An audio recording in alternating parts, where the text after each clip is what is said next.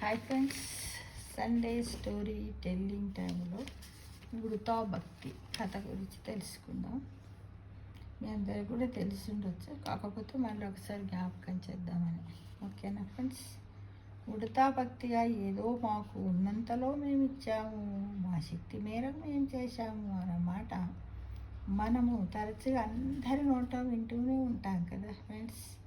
ఉడతా భక్తి అంటే అల్పంగానో స్వల్పంగానో నామమాత్రంగానో చేయడమని కాదు, ఎంత చేశామో ఎంత ఇచ్చామని కూడా కాదు.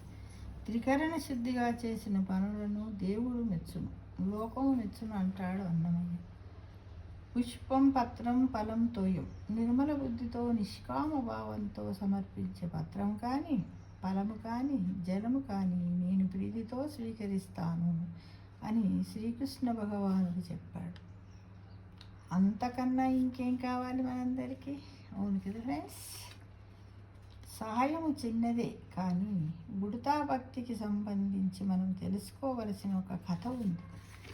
ఆ కథ ఏంటంటే, వానర వీరులందరూ 100 యోజనాల విస్తీర్ణం ఉన్న మహాసముద్రాన్ని దాటి లంకకు వెళ్ళడానికి వారధిని నిర్మిస్తున్నారు. వాళ్ళు పెద్ద పెద్ద బండరాళ్ళను దొర్లించుకొని పోతూ ఉన్నారు. ఇదంతా ఒక ఉడత ఒక చోట ఒక మూలన ఉండి గమనిస్తుంది.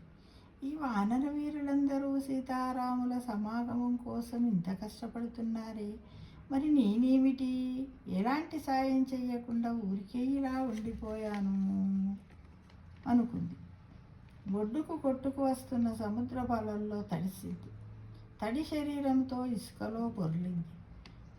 ఒంటికి అంటిన ఇసుకను నిర్మాణంలో ఉన్న వారధి మీద విదిలిస్తుంది. అలా నీటిలో తడవడము, ఇసుకలో పొర్లడము, నీటిలో తడవడము, ఇసుకలో పొర్లడము, వారధిపై తన శరీరాన్ని విదిలించడం, అలుపు సలుపు లేకుండా నిర్విరామంగా పనిచేస్తుంది. ఎవరు?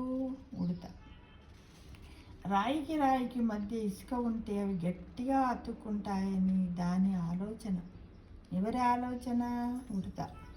నిజమే కదా, కానీ దాని శ్రమను ఎవరు గుర్తించలేదు. అసలు దానికి ఉనికినే ఎవరు పట్టించుకోలేదు. ఎవరి పనిలో వారు తలమునకలై ఉన్నారు. అయినా ఉడత కూడా తన కష్టాన్ని ఎవరో గుర్తించాలని, తనను కీర్తించాలని అనుకోలేదు. తన వంతు కర్తవ్యాన్ని నిర్వహించాలనుకుంది.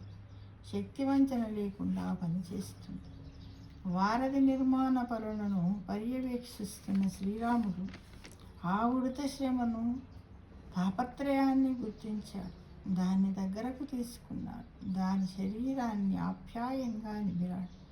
అది సంతోషం పట్టలేక కృతజ్ఞత స్వామి స్వామి చుట్టూ ముమ్మార తిరిగింది. దాని జన్మ చరితార్థమైంది. ఉడత ఒంటి మీద కనిపించే 3 చారలు రాముడి చేతి వెళ్ళ ఆనవాలని మన పురాణ ఇతిహాసాలు చెబుతున్నాయి. అవునంటారా కాదంటారా? కామెంట్ బాక్స్లో పెట్టండి మిత్రమా. అహంకారం విడిచిపెట్టారు.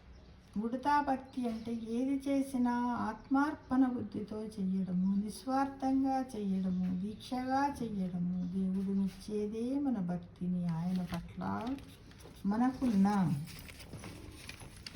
పట్ల మనకున్న విశ్వాసాన్నే కానీ మనము సమర్పించే కానుకలు కాదు.